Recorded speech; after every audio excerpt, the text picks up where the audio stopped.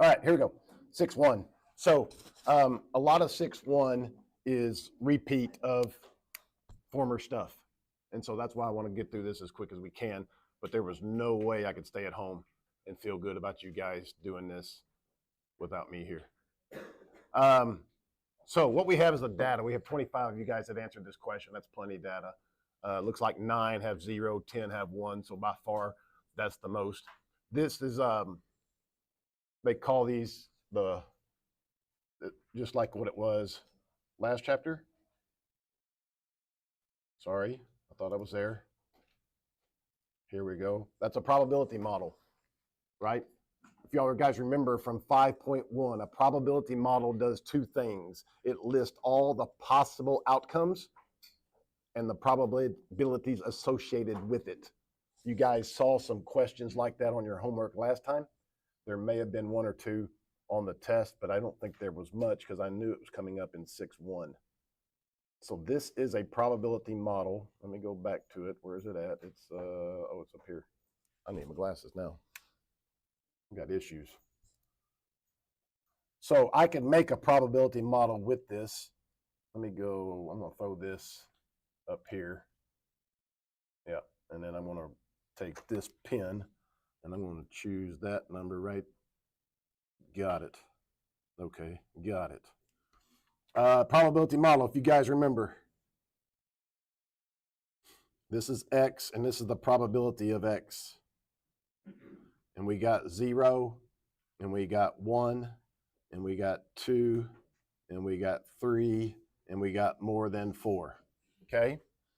And we know that 0, I don't know what that probability is, but I know that this is 0.4. I know that this is 0.2, and I know that this is 0.04. Am I right? Yeah, oh yeah, and this is 0. So there's none here. Okay? We should be able to calculate what that cell is. Oh, you can't see it. We should be able to calculate what the 0 cell is because we know that all the probabilities have to add up to 1. And so if I uncover that, it adds up to 0.36. Okay with that? Good enough? Okay. And then we also know what about all these probabilities? They add up to 1. If they don't add up to 1, then we don't have a probability model because we don't have all possible outcomes, right? So that's a probability model. Let's go back to my,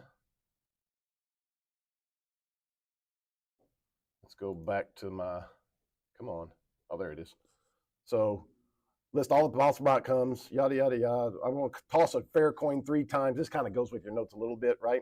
If you're going to toss a coin 3 times, you know that you can get 0 heads. You could get 1 head, you could get 2 heads, or you could get 3 heads. So 0 times, there's only 1 way to get 0 heads, 1/8. There are 3 ways to get 1 head. It could be the first one, it could be the second one, or it could be the third one. There's 3 ways to get 2 heads. And then there's only 1 way to get all 3 heads. Y'all okay with that? Again, we're just making a probability model. I guess I can make that bigger, but glad we didn't flip that thing 20 times because that would take us forever to make a probability model with 20 flips. Notice the little winky face because that's what we'll do in 6-2. So there are 3 things we want out of this probability model, okay? 3 things. One of them is the mean. The mean. And to calculate the mean of a probability model, it's a formula that's on your formula sheet. You take this X value, the 0 and the 1 and the 2 and the 3 and the 4, and you multiply it by the probability of X, okay? And then you sum them up. You sum them up.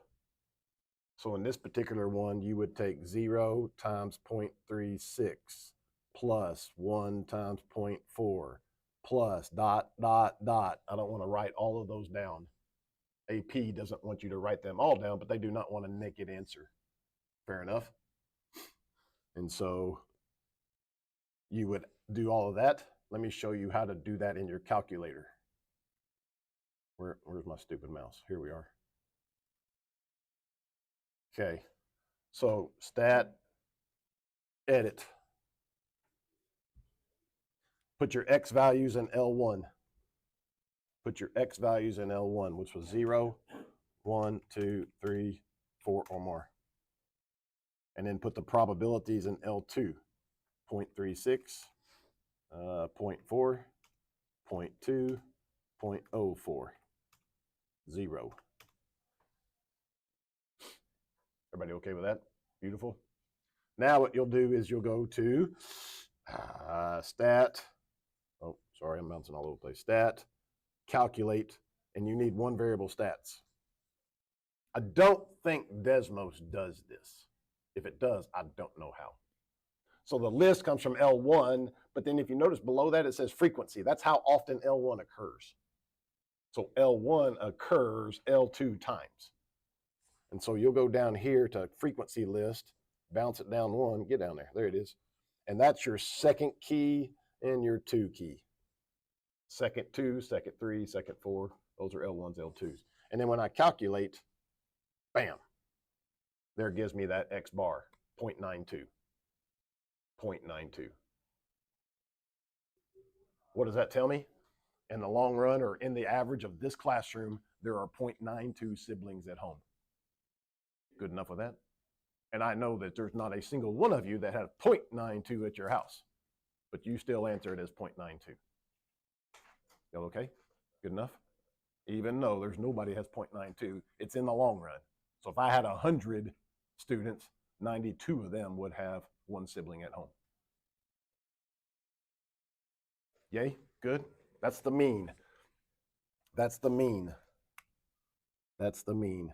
You need that. You need to find that information. Okay, now I'll go, let's see. Now let's go back here. Where's my stupid mouse? You go away. I want to show you on the, this is your formula sheet, right? This is about the time of year where I start giving you the entire formula sheet, not just the formulas for a specific test. Here's X bar from a long time ago. I don't think you'll ever use that. Here's a standard deviation. I don't think you'll ever use that. There's that Y bar, or Y hat, I'm sorry. That's Y bar. There's R. I don't think you'll ever use that. And there's B. Those are the 3 we used in chapter 3. Those tests are somewhere. They're getting done. These are the 2 we used last chapter. And then down below that, this is a probability distribution if it's a discrete random variable. So there it is right there. Okay, there's the mean. And then here's the standard deviation. So let's talk about the standard deviation of this data. To find the standard deviation of this data, blank white screen, delete. Beautiful. To find the standard deviation of this data, we will take the X value and subtract the mean. And then we will square that. And then we'll multiply that times the probability. X minus the mean squared times the probability. And then we're going to sum all these things up. X minus the mean squared times the probability, and sum all of those up. Now, that's the variance. You guys remember the variance is the square of the standard deviation? And so if I take the square root of that answer, that's the standard deviation. Again, AP does not want a naked answer, so you'll just show 1 or 2 of these. We will take 0 and subtract the mean, which was 0.92, square it, and then multiply that times 0.36.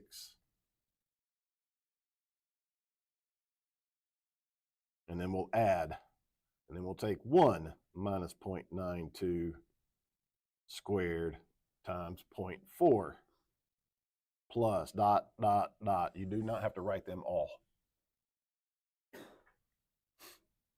Don't write them all.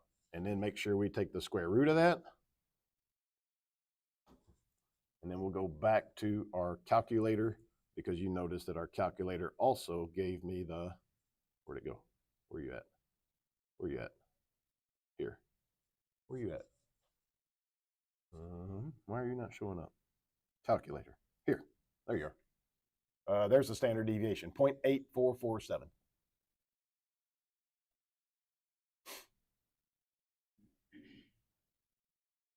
Questions, y'all okay? Mean, standard deviation, formulas. Plug and chug. Plug and chug. Pretty easy. Pretty easy. I hope. Formulas on your formula sheet. Plug and chug. You just got to know how to use your calculator. Okay. Let's go through our notes. Let's go through. Let's see how we did. Let's go here. Okay, make it bigger. Here we go. That's the probability distribution. Every probability is between 0 and 1. You already knew that. We already know that the totals have to add up to 1. I don't think you need anything there. This is a common type question that you guys saw in your chapter 5 homework, right? You can see, my pointer won't work, but you can see they're leaving one out, but you can find that probability really easy because you just do 1 minus all of those. Okay with that? Explain in words what the probability of yada, yada, yada. Measure the center. So there's that formula, the mean. They may call it the expected value also. So rather than saying the mean, they might say the expected value. So make sure you understand expected value and mean. What you expect to see is the average. So the expected value is the mean. There's that. That's what it says. So formula sheet gives you the formula for the mean of a discrete random variable as that. Peace Jeep Tours. Find the mean. We'll do 300 times 0.15 plus 450 times 0.25 plus ... Get 562.50. On the average or in the long run, Pete expects to make $562.50.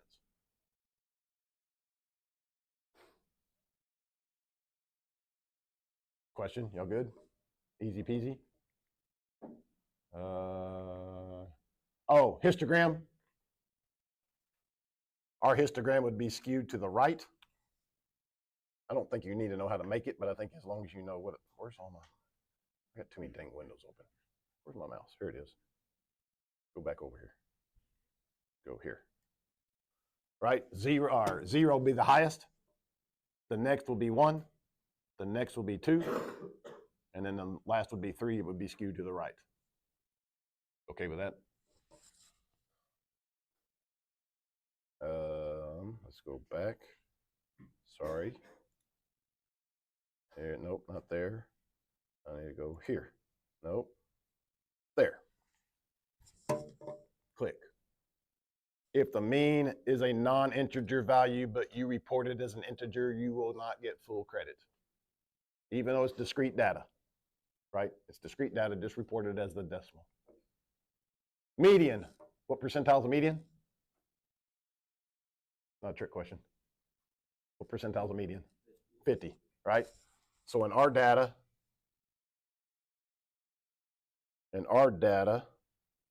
where'd that go? I could show it here, I guess. Yeah. So we're at 36%, and then we're at 40, we're at 76% at 1, right? So the median has to be 1, because that 50th percentile is somewhere at 1. And you guys have done that before previously. So that's not new. And go back to here. Okay, beautiful. Median, click, click, 50th percentile. This one would be you add the 0.15 and the 0.25, we're at 0.4. At the 0.35, that's where the 50th percentile is at 600. Beautiful, beautiful, median. I don't think you need all that stuff. There's the formula for the standard deviation. What's it called without the square root symbol? Variance. You need to remember that type of stuff. Holy cow, I would hate to find the standard deviation of that one by hand. But you would write down the first one and the second one and the third one and then let your calculator do it. Remember, standard deviation typically varies from the mean. If you're asked to calculate the mean and standard deviation discrete random variable in a free response question, you must show numerical values substituted into the appropriate formula. Just don't give me a naked answer. Okay, continuous random variables. This is not new at all. That's a density curve. Remember the probabilities, everything underneath the curve from those 2 points. Most of the time we deal with what type of curve? Normal curve. Some knucklehead put that question on the test. That wasn't very nice of me. Selena works at a bookstore at Denver. She takes the airport train from the terminal, gets to work each day. The airport just opened a new walkway that would allow Selena to get from the main terminal to the bookstore in 4 minutes. She wonders if it's faster to walk or take the train. Selena's journey time to work in minutes by a train on a randomly selected day. The probability distribution can be modeled by a uniform density curve. Uniform density curve from 2 to 5 minutes. So that has to tell me the height is 1/3 because the area has to be 1. Find the probability it would be quicker for her to take the train. And 4 is walking. And so I'm trying to find this probability. And this is 2. And 2 times 1/3 is 2/3, or 66% of the time it's faster for her to take the train. I hope I'm not going through that too quick. Y'all kind of remember that stuff? The next one's a normal distribution. Oh, there's a nice picture. As long as you show a picture and you label everything and then you got your answer, that's all they need. The heights of young women can be modeled by a normal distribution. Normal distribution. Draw it. Label the mean, 64. Label the standard deviation of 2.7. Suppose we choose a young woman at random. Find the probability. There it is. Find the probability that it's 68 less than y less than 70. So I'll put 68 right here. I'll put 70 right here, and I'll color this in. And then we'll go to our little calculator and do normal CDF, or you'll use Desmos from normal distribution. That's all you need. You don't have to say anything else. You got a picture, you got a probability statement, find the answer. Boy, it would have been nice to do that before the test, wouldn't it? Click. There's a nice picture. There's 68 to 70. There's the answer, 0.0562. I didn't show y'all how to do that on a calculator. Y'all remember? Show? You remember? Yeah. Gosh, dang it. Get out of here. Calculator, right? Boom. Second distributions, right here on the VAR. And it's a normal CDF. We don't ever use PDF for anything. Lower bound was 68. Upper bound was 70. Is that right? Is that what they were? And the mean was 64. 2.2. Heck, damn it. 2.7. Boom. Paste it. Whoops. Enter. There's that 0.056.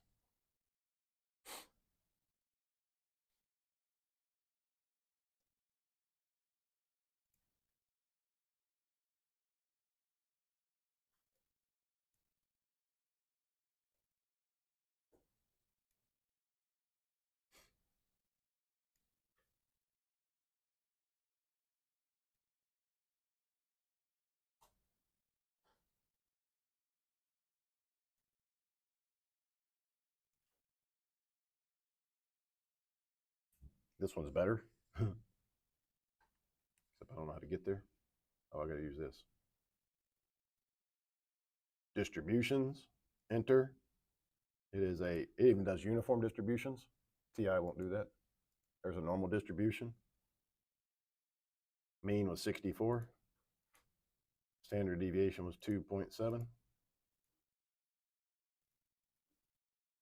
And you want between 2, 68. Get there. Oops. 68, 70, Boom. Cool.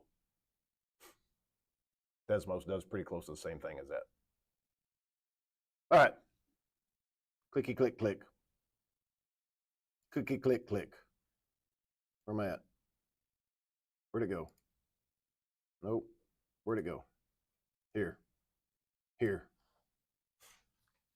Whew. Discard. I think I'm done. Yep. I hope you can use a probability distribution discrete random variable to calculate the probability of an event.